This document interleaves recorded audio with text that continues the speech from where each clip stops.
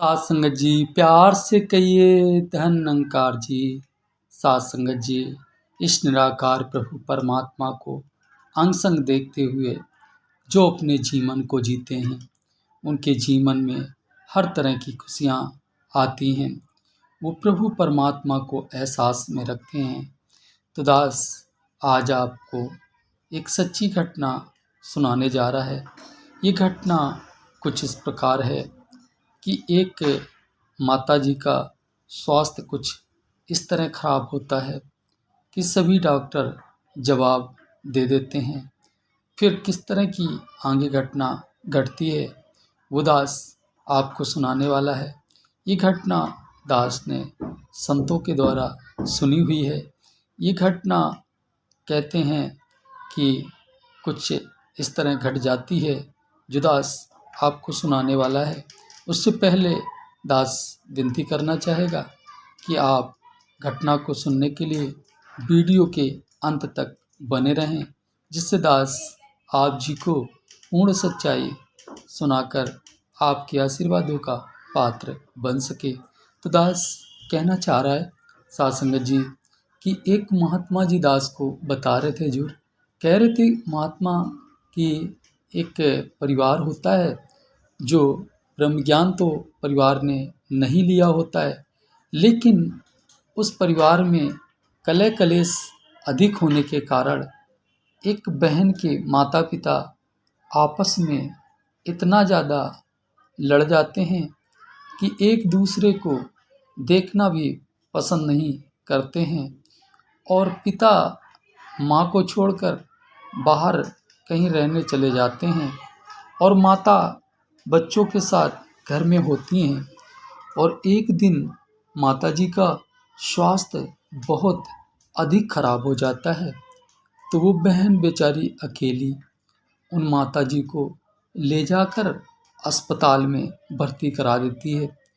और जब अस्पताल में बहन माताजी को ले जाती है तो बताते हैं महात्मा जी कि डॉक्टर साहब उन माताजी को कहते हैं कि इन्हें अब घर ले जाइए, इन पर पैसा लगाना व्यर्थ है, अब इनके बचने का कोई सही अनुमान नहीं समझ में आ रहा है कि ये बच पाएंगी।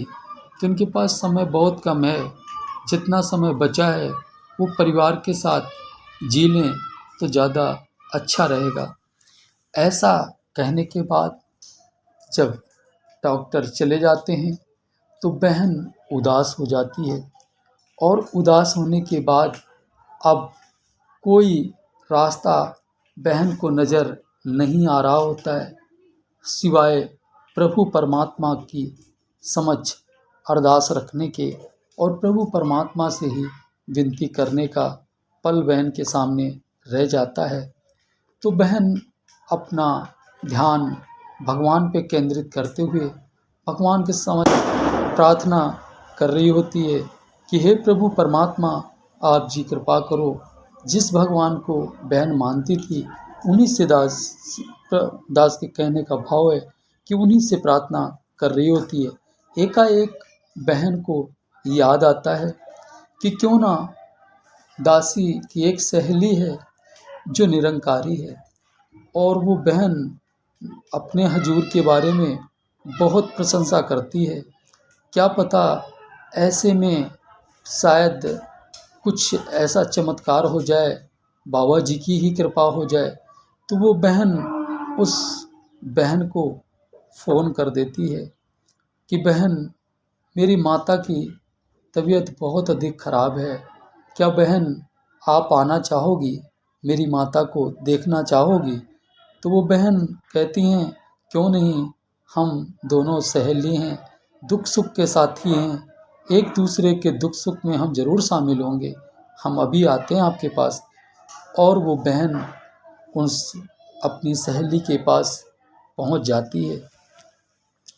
जैसे कि अब संतों का तो काम ही होता है सभी का भला करना, क्योंकि संत बोलते भी हैं कि सबके भले में अपना भला है, भला मांगे ना एक सुंदर कला है, भला ना किया हो करके तू देख ले, जिसने किया उसके घर जाके देख ले, भला करने वाला देखो जहाँ में, हर दम हमेशा फूला फला है। कुछ इस तरह संतों का ध्यान होता है। तो वो बहन जब बहन के पास पहुंच जाती है तो बहन अपने सहेली से कहती है कि आपकी माताजी अस्पताल में हैं और आपके पिताजी कहाँ हैं।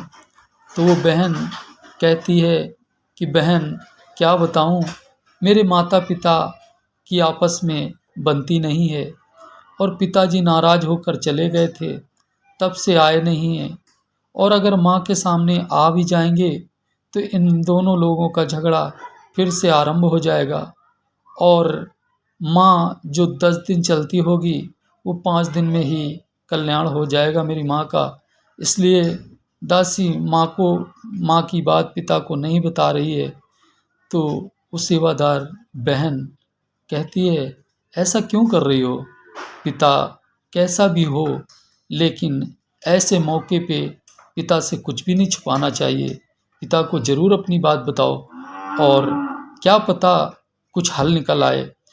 ये संत ऐसे परमार्थी जिनके शीतल अंग अगर संतों का चरण पड़ते हैं तो कुछ ना कुछ चमत्कार तो होना ही था।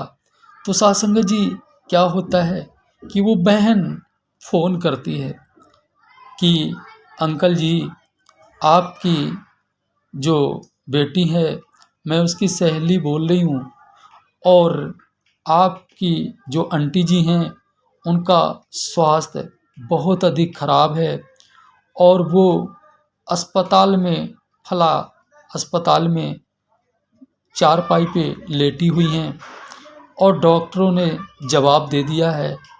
क्या अंकल आप ऐसे मौके पर आना नहीं चाहेंगे? तो उनका जवाब होता है कि क्यों नहीं, ज़रूर आएंगे।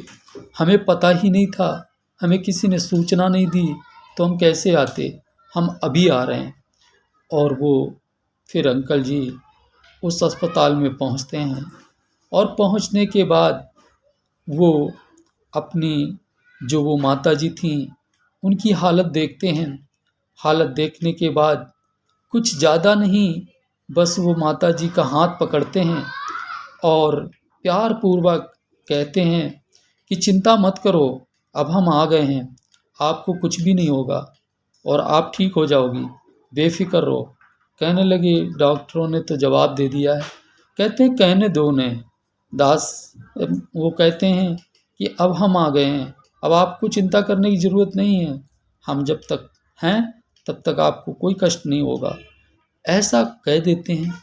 और महात्मा जी बताते हैं कि इसके बाद वो सभी लोग परिवार सहित घर आ जाते हैं और घर आने के बाद पिता घर में ही ठहर जाते हैं और प्रतिदिन वो माताजी से प्यार से बात करते हैं, खाने पीने का ध्यान रखने लगते हैं और बताते हैं कि उसी दिन से पल प्रति पल जो है माताजी के जीवन में सुधार आना आरंभ हो जाता है और धीरे धीरे वो माताजी एकदम से चंगी हो जाती हैं, जो एक चमत्कार से कम नहीं था।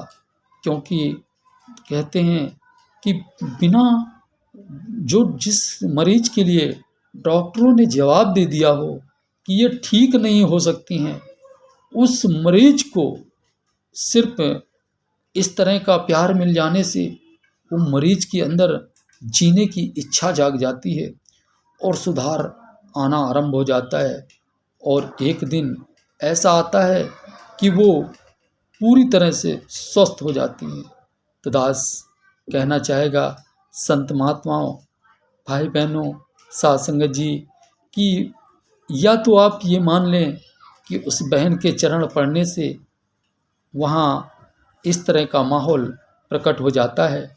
या फिर ये मान लें कि वो माता जी को जो है प्रेम की भूखी थी, बेचारी कलह कलेश को इतने दिन अपने जीवन में सहती चली आईं, जिससे उनके जीने की इच्छाएं समाप्त हो गई थीं।